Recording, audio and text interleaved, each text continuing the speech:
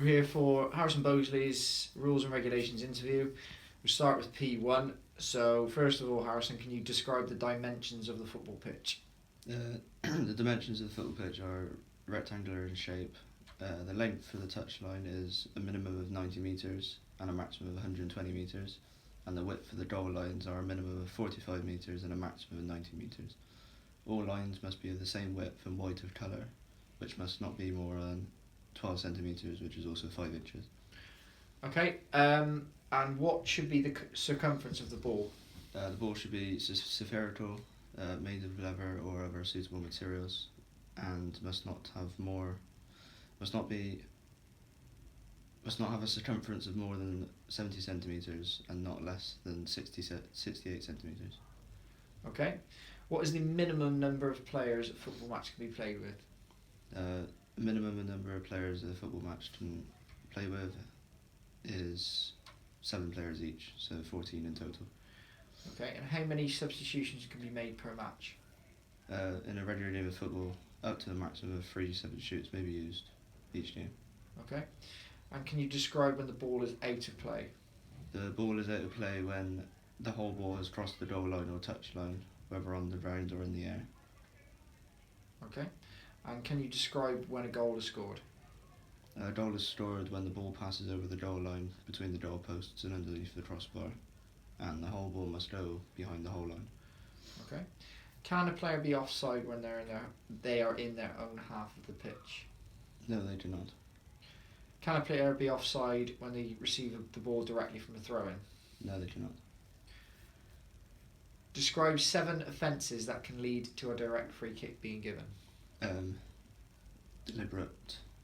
Deliberate foul of another player, tips or attempts of tips to an opponent, any trips to the opponents, jumps at an opponent's, charges or deliberate violent conduct, strikes or attempts to strike an opponent, pushes, and any bad challenges made on an opponent.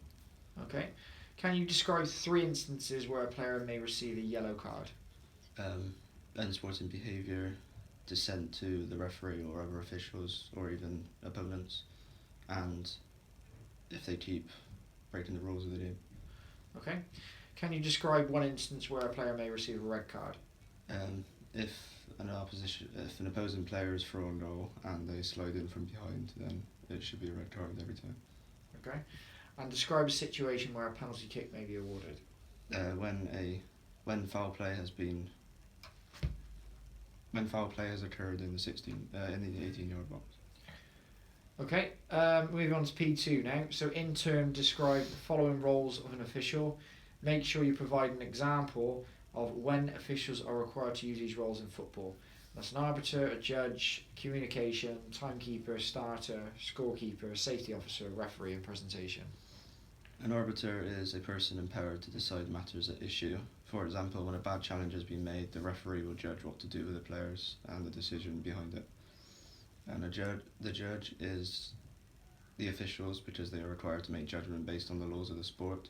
For example, linesmen are supposed to put up flags to show when an offside has occurred. The communication, which is officials must communicate clearly with different participants at the game. For example, this allows the referees to keep each other up to date with what's going on and allows them to discuss decisions like penalties and other fouls. The timekeeper would also be the referee because they record the duration of the game. They start the game with a whistle and they stop the game with a whistle.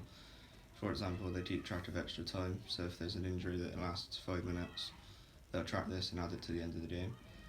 The scorekeeper will keep record of the score. They keep notes of whenever a goal has been scored and the player that scored it, and then they add this up with the other officials at the end of the game.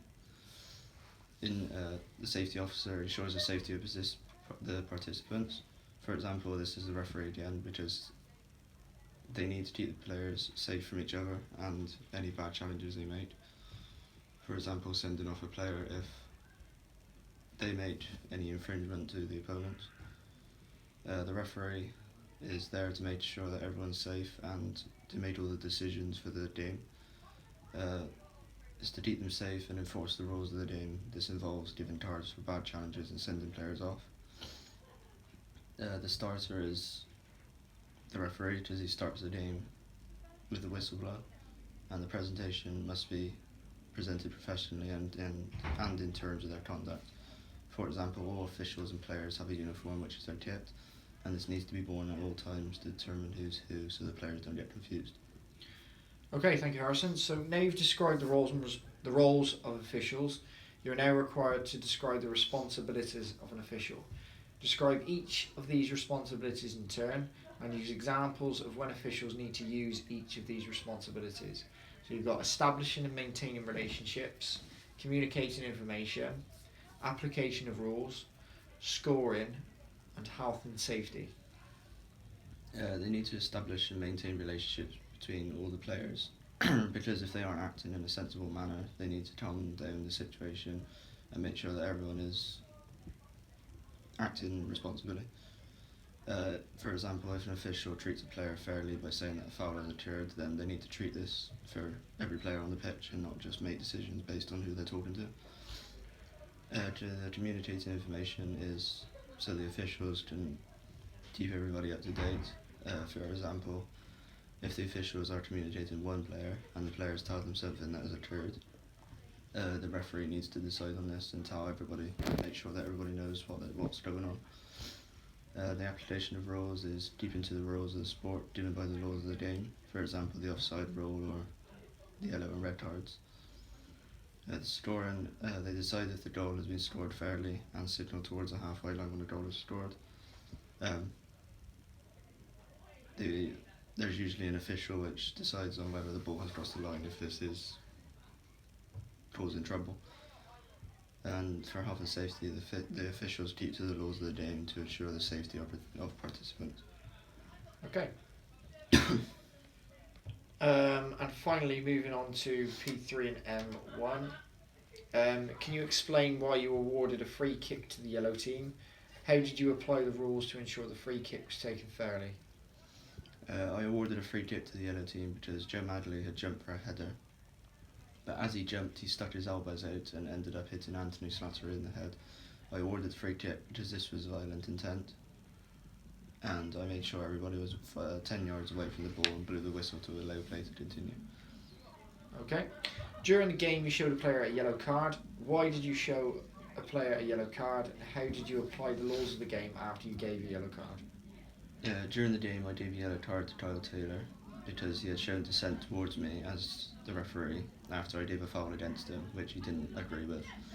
I then awarded a free kick to the attacking team inside their own half, and they didn't need a wall because of how far out the free kick taker was.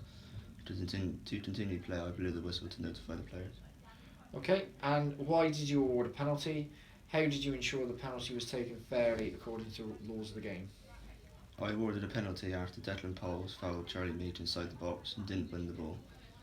I made sure everybody except the penalty taker and the keeper were outside the 18-yard box, and made sure everyone knew that they must not step inside until the ball was kicked.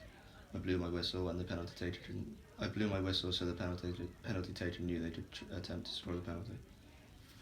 Okay, thank you, Harrison.